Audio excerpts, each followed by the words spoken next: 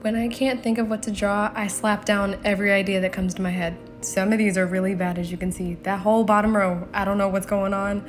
I just slapped it down. Some of these were a good idea.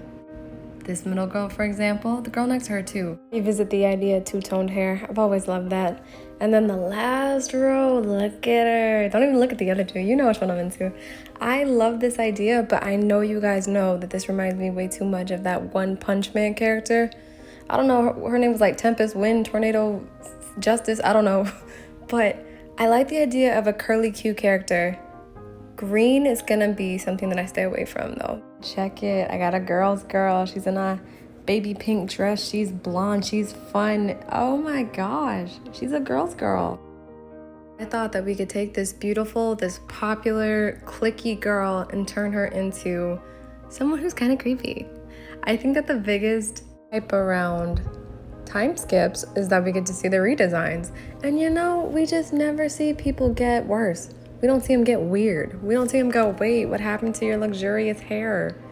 Wait, no, what happened to you? It's always the good stuff. So I think that we've got to do this for the one time. This girl got weird. She had it going on. She disappeared and now she's like this. Because I feel like we always see the opposite. You see them looking weird, and then somewhere in there they drop their glasses or they fix their hair, and you're like, whoa, this character was hot all along.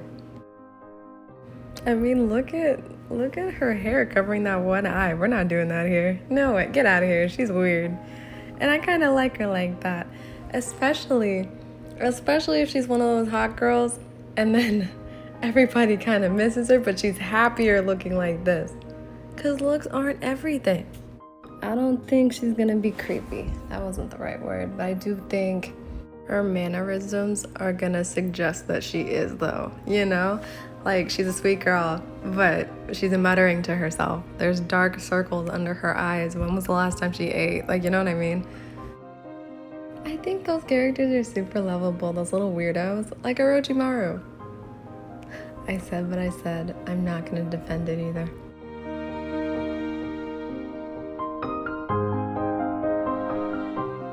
I also think that it's like mildly comedic when they do clean up and they do look their best and everybody's like, oh my gosh, you could look like that the whole time? And they're like, yeah. And then that's it. They go back to the way that they were. Personally, I love this design. I think she's beautiful either way. I am a big fan of her, regardless.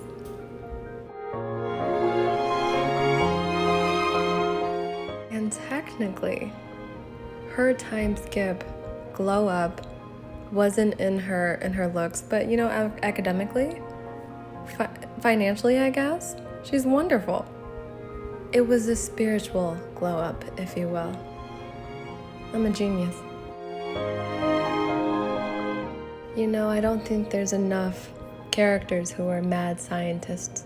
The ones that are, they carry every show that they're in, but I've got to contribute to my own. You know this girl's a nut in the lab. So I just love that mad scientist little weirdo type character.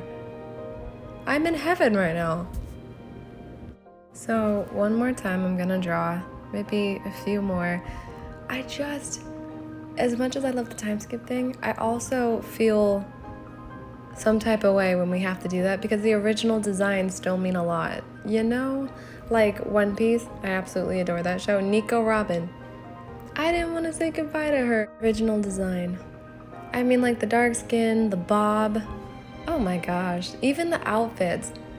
It's so dicey when you change the design and it doesn't stun as hard as the original.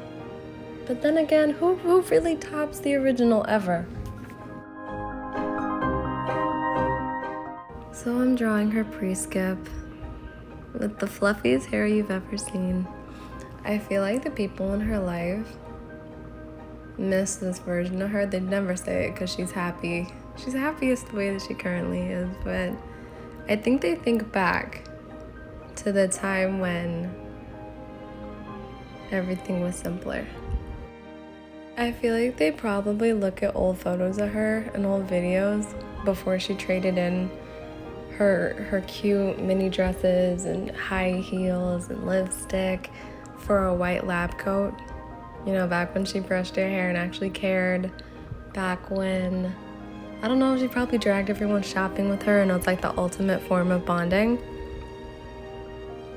Why did I make this sad?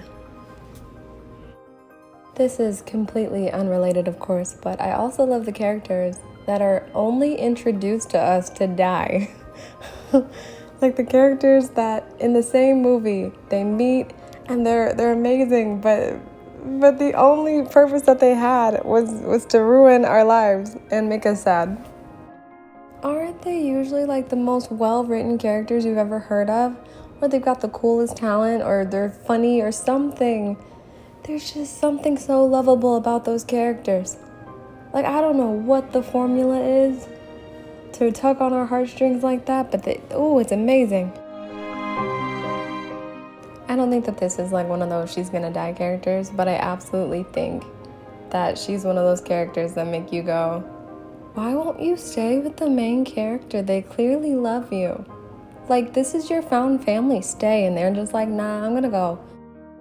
And even with her post look, when she's kind of like weird, she's still wearing pink.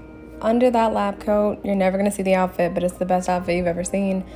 And the shoes and the heels, they're still in her closet. She just has to be practical. But I feel like we don't get enough representation for feminine looks.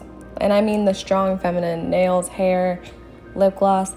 I feel like those characters are either weak, like super weak, the only thing that they have is the fact that they're pretty, or it's like that character that has to be humbled.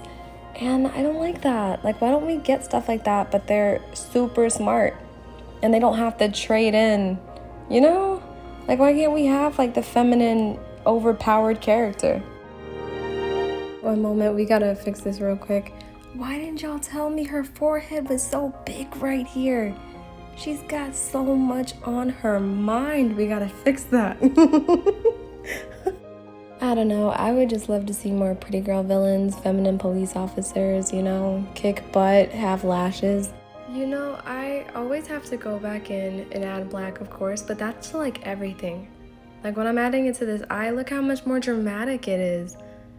I remembered when I was first developing my art style, I didn't do this.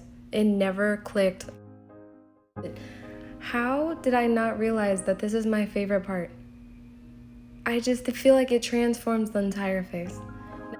And it does, I'm right, but I admit, I wish I hadn't given her black lipstick. It's a better look without it. At least went halfsies. Kim Possible was right. One dark lip does enough. Thank you guys for watching. I mean, this turned out really good. I think she's beautiful.